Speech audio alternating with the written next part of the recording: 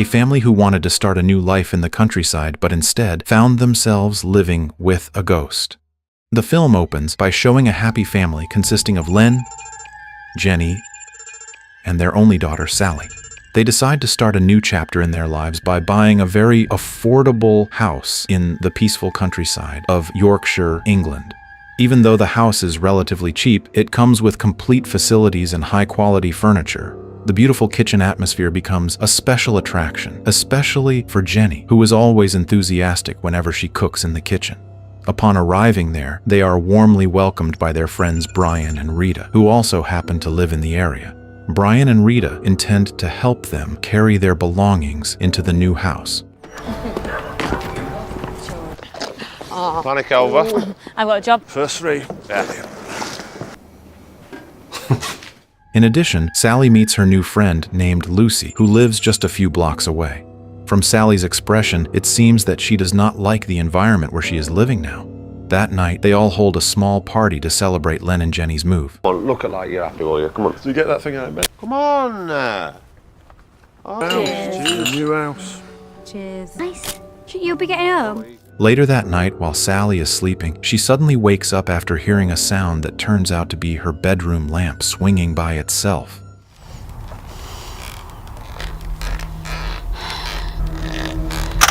Then one of her toys appears to be played with by something unseen.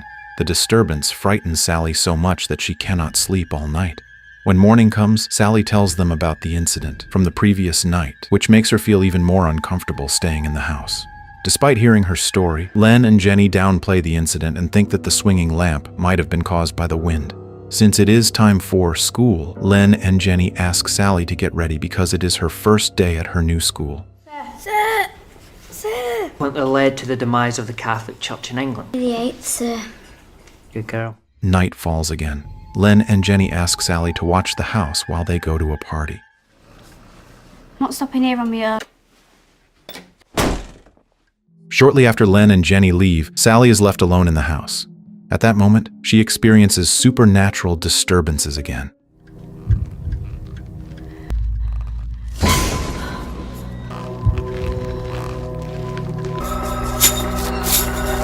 Even though it is raining outside, Sally chooses to stay outdoors rather than face the disturbances inside the house.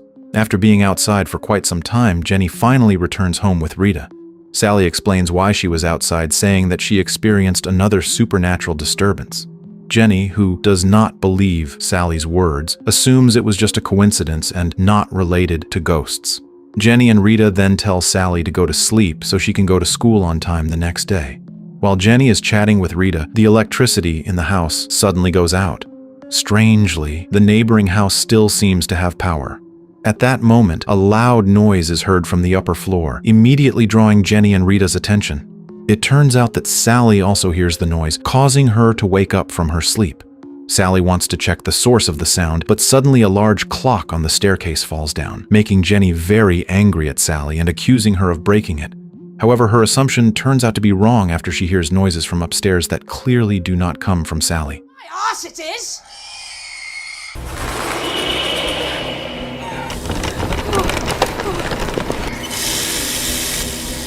The supernatural disturbances become more intense, but they suddenly stop when Len and Brian arrive home. Len and Brian ask what happened and why the house is dark and in a mess. Jenny, Sally, and Rita begin telling them about the supernatural disturbances they witnessed with their own eyes. Even after hearing everything, Len and Brian still do not believe it because they have not seen the disturbances themselves. Do you think so? You know she put all The next day, while Sally is watching television, she once again faces terror from the ghost of a little girl who begins to reveal herself.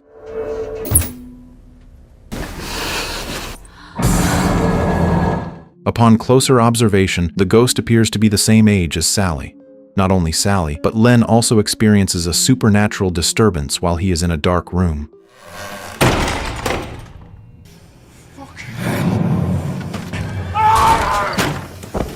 After experiencing this incident, Len finally believes that the house is truly haunted. He intends to move out because he feels he will not be able to endure the disturbances if they continue living in the eerie house.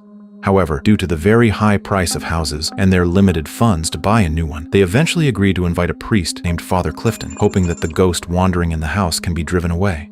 When Sally is about to fall asleep, she suddenly wakes up after hearing scratching sounds made by the ghost girl, who actually wants to be friends with Sally.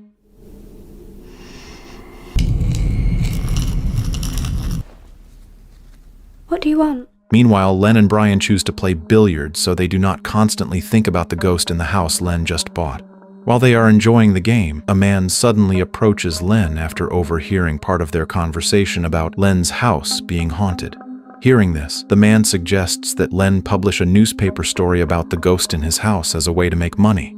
The man has a journalist acquaintance named Tom, who will conduct a direct survey at Len's house to confirm whether it is truly haunted or not. If it is proven to be true, Tom will immediately write a news report and present the information to the public through the newspaper.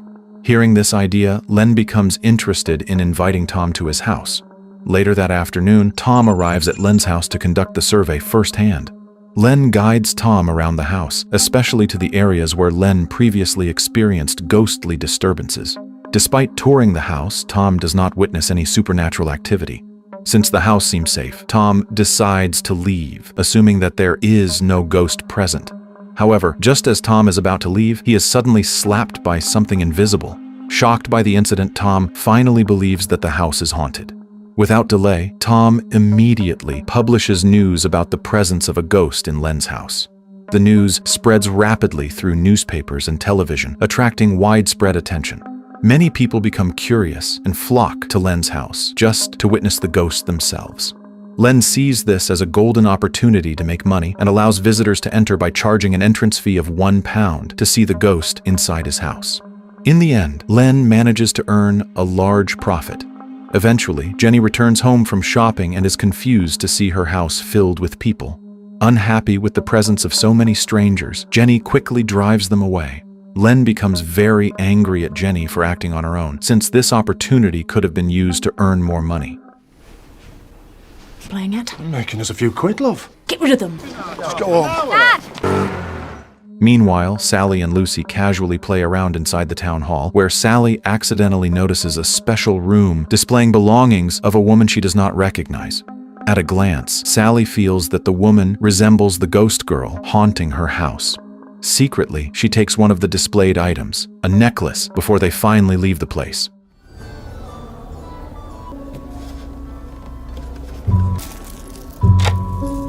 I belong to Because Sally is Lucy's only close friend, Lucy invites Sally to come to her house the next day to celebrate her birthday. After receiving the invitation, Sally becomes confused about what kind of gift she should give Lucy. She then draws a birthday card for Lucy and plans to give her a pet as well. After finishing the card, Sally is disturbed by the ghost girl who wants to invite Sally to play together. Unexpectedly, Sally's habit of laughing to herself is seen by Jenny, who realizes that Sally is playing with the ghost. Jenny asks Sally not to play with the ghost anymore. As a result of Jenny forbidding them to play together, the ghost becomes angry and ends up destroying the wedding photo of Jenny and Len. You've been drinking. Not so as you know. The next day, Sally goes to Lucy's house to celebrate Lucy's birthday. Sally gives Lucy her gift in the form of a greeting card and a pet. Sally and Lucy enjoy the birthday cake together and begin their party. I'll be drummer. You can be back.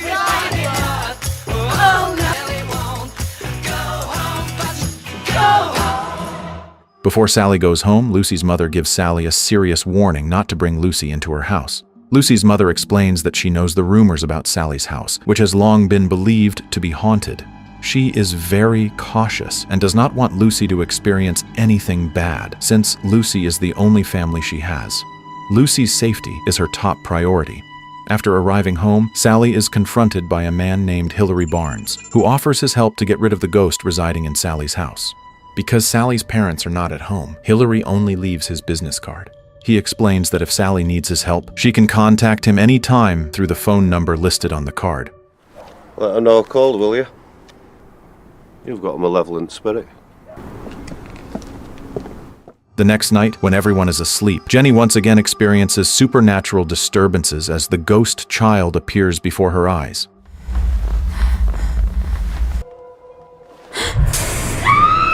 These disturbances make Jenny increasingly fed up, and she begins to scold Sally because Sally had previously played with the ghost child. That very night, Jenny immediately goes to Father Clifton's house because she can no longer endure the disturbances. Upon arriving at Father Clifton's house, Jenny explains that the house she just bought is haunted and that her purpose in coming is to ask for his help in driving away the entity that keeps disturbing her family. Father Clifton firmly states that he cannot perform an exorcism ritual without official permission from the bishop. He must request approval first, which will certainly take several days. After hearing this explanation, Jenny can only be patient and wait until permission is granted to proceed with the exorcism. Undertaking. Get rid of it, Father. The next day at school, Sally and Lucy take part in a short tour led by their teacher named Price. The purpose of the tour is to broaden their understanding of history. With great enthusiasm, Price begins the tour and introduces several historical buildings to his students. Girls, Nearsby Monastery. The essentials. Vegetables, meat and bread. Factory, which was... During a break, Lucy needs to use the restroom, and Sally immediately accompanies her to look for one. However, suddenly, Sally experiences a hallucination and sees someone hanging themselves. Try not to get it in your knickers. Okay.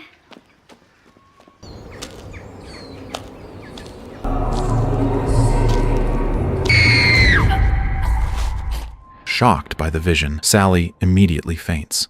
Seeing Sally collapse, Lucy quickly calls her teacher, Price, for help, and they bring Sally back to her house. Upon arriving there, Price notices that Lucy does not want to enter Sally's house because she is afraid of the ghost that inhabits it. Price, who does not believe in such things, forces Lucy to go inside anyway. Reluctantly, Lucy enters the house to accompany Sally, who is still unconscious. Slowly, Sally regains consciousness, and at that moment, Price leaves because he has other matters to attend to. I'm alright, sir. You sure? See you later.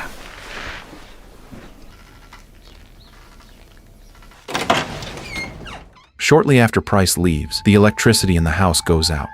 Lucy, who urgently needs to use the restroom, asks Sally to accompany her to the toilet. Sally tells Lucy not to lock the door. After entering the bathroom, Lucy is disturbed by the ghost. This time, the disturbance is far worse than before, as the ghost becomes much more violent and begins attacking Lucy, causing her severe trauma. Hearing Lucy's screams, Sally panics and tries to save her. Strangely, the bathroom door suddenly locks, making it difficult for Sally to rescue Lucy. Lucy is injured due to the attack and is forced to be taken to the hospital. Lucy's mother had warned Sally from the beginning not to let Lucy enter her house. For Lucy's own good, Lucy's mother asks Sally to stay away from Lucy. Since that incident, Sally is left completely alone and has no friends at all. Stop it. Don't. Feeling lonely, Sally eventually falls asleep in the park, where she is later awakened by Price. Price asks Sally to explain what really happened to Lucy. Sally tells him about the ghost of a young girl who seems to have hurt Lucy. According to Sally, the ghost is actually lonely and only wants to find a friend, not to harm anyone, but for some reason, the ghost attacked Lucy the previous day. With confusion and concern, Sally also tells Price that there is a special room in the town hall displaying photographs and belongings connected to the ghost girl. After hearing this, Price decides to help Sally by finding out who the girl really was. Meanwhile at home, Jenny experiences even more severe supernatural disturbances. This time, she discovers a wasp nest inside a wardrobe, causing her to be stung repeatedly by the wasps.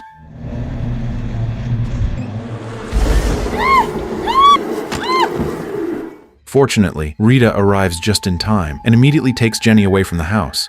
Later, Sally and Len are shocked to see Jenny's face badly damaged from the wasp stings. Because the supernatural disturbances continue to worsen day by day, Len finally plans to sell their house at an affordable price and look for a new home nearby that fits their limited budget. With such financial constraints, they cannot expect much, and the house they are looking for will likely be small, require renovations, and need additional furniture. Seeing the messy kitchen that does not match Jenny's expectations makes her hesitant to move. The poor condition of the kitchen causes her to feel reluctant to leave their old house, and Jenny and Len even argue over the plan to move.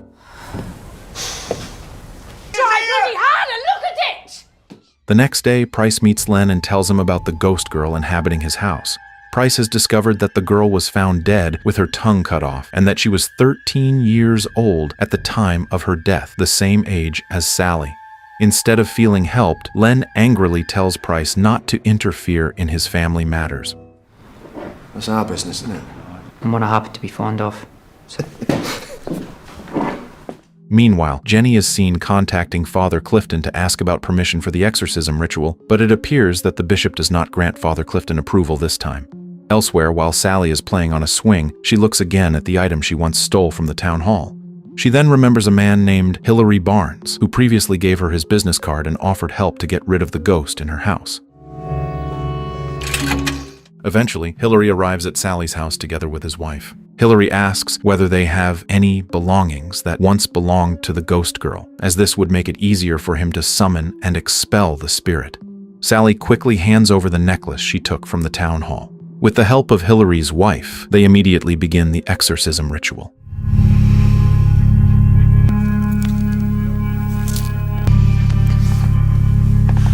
Why don't you speak to us? The ghost girl starts to possess Hilary's wife and warns that Sally is in danger. Suddenly, a loud noise from the upper floor disrupts the ritual. Fortunately, Hilary manages to prevent further chaos by smashing the necklace. Tell me. He then tells everyone to leave the house immediately and go to Rita's place. It turns out that there is not just one spirit haunting Sally's house, but two. Hilary senses that there is a good spirit trying to protect Sally's family, as well as an evil spirit that intends to harm them. The good spirit is revealed to be the ghost girl who often caused mischief in the house in an attempt to drive Sally's family away. She deliberately acted playfully to make the family feel uncomfortable living there, so they would leave before their lives were endangered by the evil spirit residing in the house. Although her actions appeared mischievous, her true intention was to protect Sally's family from the threat of the malicious spirit. Meanwhile, elsewhere, Len and Brian go to Father Clifton's house and ask him to come to their home to perform an exorcism ritual. At first, Father Clifton refuses because he does not want to deal with ghosts, but he changes his mind after Len and Brian show him scandalous photos of Father Clifton with a housemaid. Father Clifton asks where they got the photos, but without answering, Len and Brian immediately force him to perform the exorcism and threaten to spread the photos if he refuses. In order to protect his reputation, Father Clifton reluctantly prepares the necessary items for the ritual. While making preparations, Clifton shares a horrifying story about young girls who were captured and forcibly abused by a monk. All of the monk's victims suffered greatly, and their tongues were cut off as a form of torture and also to prevent them from reporting his crimes. However, sooner or later, the truth was revealed, and the church eventually exposed the monk's crimes and sentenced him to death. After his death, the monk was filled with hatred and turned into an evil spirit that haunted Len's house. Once the preparations are complete, they quickly head to Len's house and carry out the exorcism. From all evil, deliver us, O Lord. Deliver us. Long story short, with the help of Len and Brian, the ritual is successfully completed. Your vineyard. See the cross of the Lord.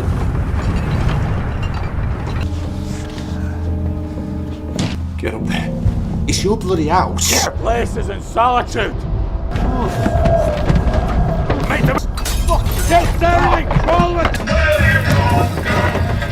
Come on! The saving mysteries of the Christian Church. The majestic Christ come out. Afterward, Father Clifton warns Len and Brian not to spread the scandalous photos, threatening to kill them both if they do. They believe they can now live peacefully without any supernatural disturbances.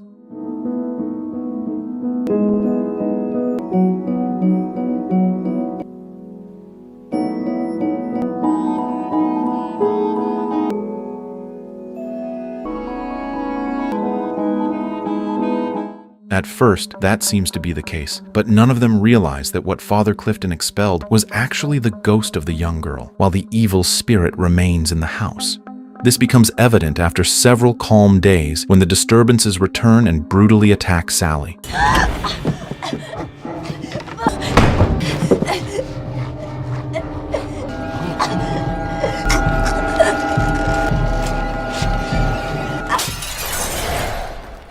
Len, who is outside the house at the time, hears a commotion coming from Sally's room and rushes inside, where he finds Sally nearly hanging herself under the influence of the evil spirit.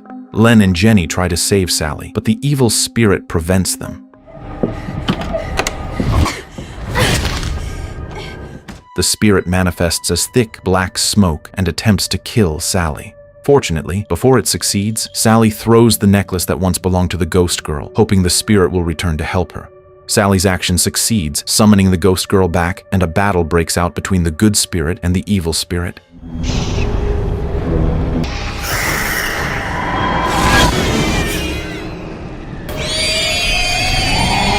In the end, the ghost girl completely destroys the evil spirit. Before losing consciousness, Sally feels deeply grateful to the ghost for helping her family eliminate the evil presence that had haunted their home. Slowly, the ghost girl disappears, as her duty there is finally complete. Because this story is based on real events, the ghost in Sally's house is considered one of the most brutal hauntings in European history, as the spirit did not hesitate to cause physical harm. After the evil spirit is finally defeated, Sally's family continues to live in the house to this day, while Sally remains fearful and traumatized about entering her bedroom due to what the evil spirit once did to her. And thus, the story comes to an end.